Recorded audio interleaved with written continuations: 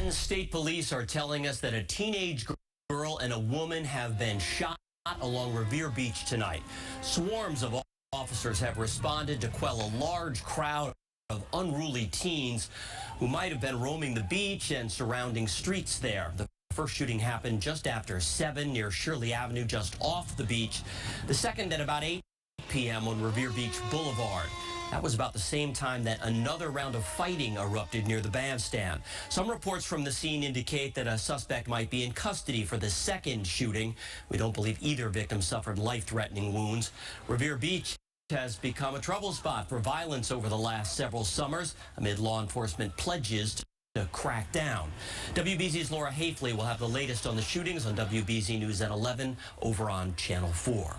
And we thank you for being with us tonight at 10. I'm Ken McLeod.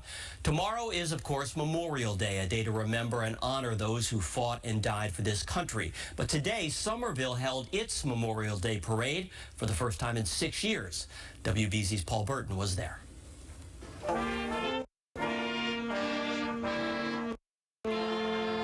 After a 6-year hiatus, the Memorial Day parade in Somerville took place under a clear blue sky and lots of patriotism.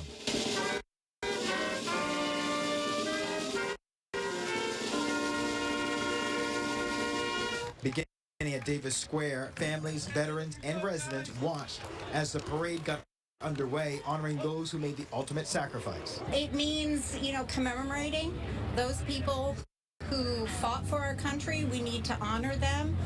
They are not faceless or nameless or, just a statistic. 73-year-old Tom White says he's humbled to be this year's Grand Marshal.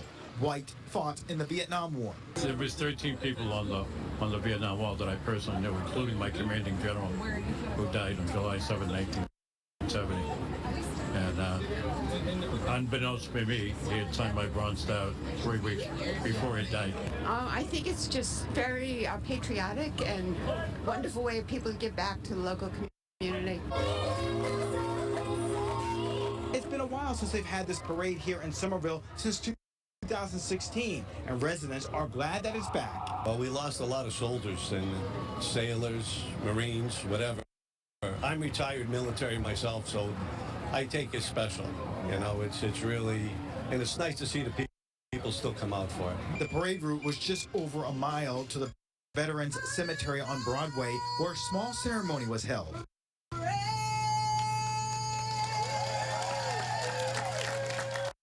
Those who give their lives for this nation. So through prayer, dance, and moments of reflection, folks young and old got to enjoy the festivities. In Somerville, I'm Paul Burton, WBZ News. This morning, Boston Mayor Michelle Wu attended the annual Memorial Day service at the Thomas J. Fitzgerald VFW post. That's post 561. The event included a procession to Medal of Honor Park in Southie. The group placed flowers and a wreath at the South Boston Vietnam Memorial.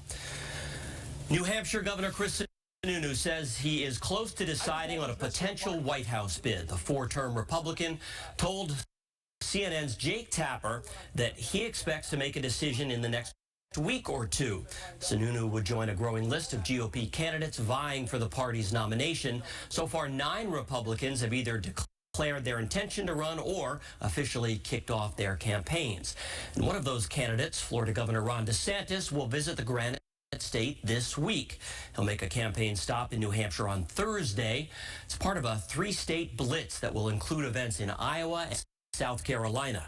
DeSantis formally announced his presidential campaign Wednesday night during a somewhat botched online stream with Twitter CEO Elon Musk.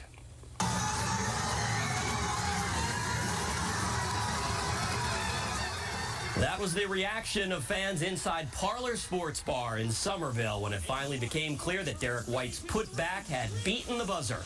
On the brink of elimination, the Celtics did what many thought was impossible. White's tap-in with 0.2 of a second left on the clock propelled the Green to a 104-103 win over the Heat in Miami.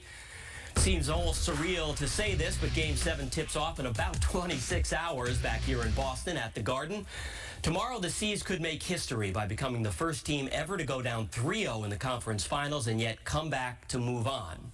How many of you really thought the Celtics could pull even in this series? Not many, I suspect. But now the Celtics have done their part, so it's time for the faithful to rock the Garden.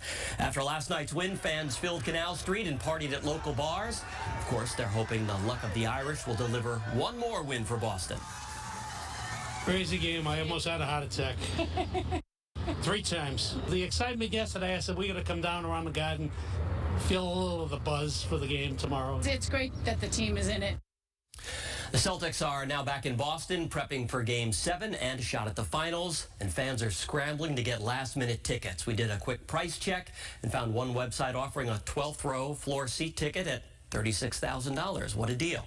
So Game 7 is tomorrow night. Tip-off is at 8:30. And if the Celtics win, they are 4 wins away from hanging banner number 18 from the rafters.